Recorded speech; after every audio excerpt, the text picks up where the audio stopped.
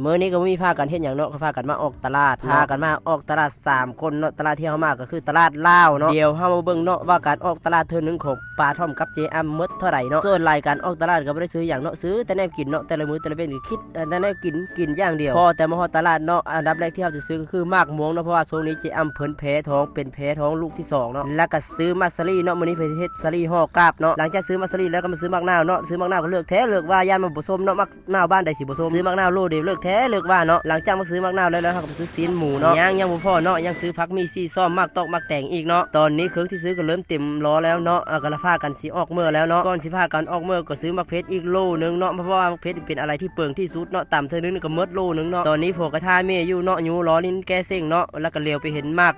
ลำไยเนาะเลยขอซีมเบิ่งเนาะว่ามันหวานหรือบ่หวานเนาะถ้ามันบ่หวานก็บ่ซื้อเนาะนิสัยเก่าๆได้เฮ็ดแบบนี้ตลอดดีไปตอนใดพอจะกินของฟรีตลอดนี่ขอลองซิมตลอดนิสัยเก่าๆนี่บ่เคยทิมเนาะบอกว่าลองซิมได้แต่ว่าตัวเองซิมตาดูดเนาะและก่อนจะกลับวันนี้ก็คือซื้อหอยเนาะซื้อจาก2-3 โลมากินเนาะและก่อนสิออกมื้อเนาะก็ซื้อมากจองก้อน1กับเนาะตอนนี้ก็คือล้อเต็มแล้วเนาะได้ถือมือเอาเนาะออกตลาดเท่าใดเนี่ยแม้นจะคือไปออกไปซื้อไปงานดองน้อยนี่แหละเนาะให้ทุกคนเดามาว่าพวกเฮาซื้อนี้หมดเท่าใดเนาะและขี่รถออกมาแคมทางน้อยนึงเนาะก็จอดซื้อมากทุเรียนจาก2-3 โลเนาะคิดว่าสิได้กลับเพิ่นแล้วย่างมาแวะอยู่ร้านอันขายกระเบื้องเนาะและในการออกตลาดแต่ละมื้อก็สิประมาณนี้เนาะทุกคนเนาะแต่ละมื้อนี่ก็ปั่นเฮ็ดดองน้อยเนาะทุกคนเนาะอันนี้นวลก็กำลังต้มหอยเนาะอันนี้ก็คือทีมงานกรรมกรกำลังเฮ็ดห้องน้ำเนาะห้องน้ำนี้ก็ได้มาจากเงินจากการลงบ้านสเปนกับอาร์เจนตินาเนาะ